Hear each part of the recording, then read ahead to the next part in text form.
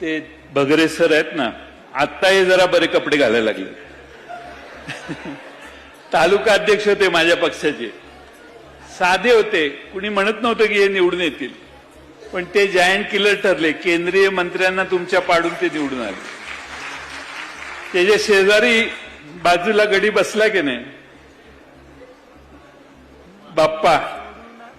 बाप्पांनी पण मोठा पराक्रम केलेला आहे. त्यामुळं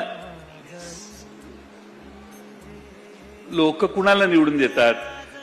ज्याच्या हाताला धरून काम करून घेता येईल अशा गरीब सामान्य माणसाला.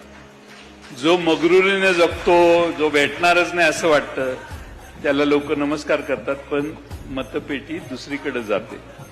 आणि म्हणून बजरंग बाप्पा आमचे लंकेंच्या इंग्रजीवरून त्यांची खिल्ली उडवली,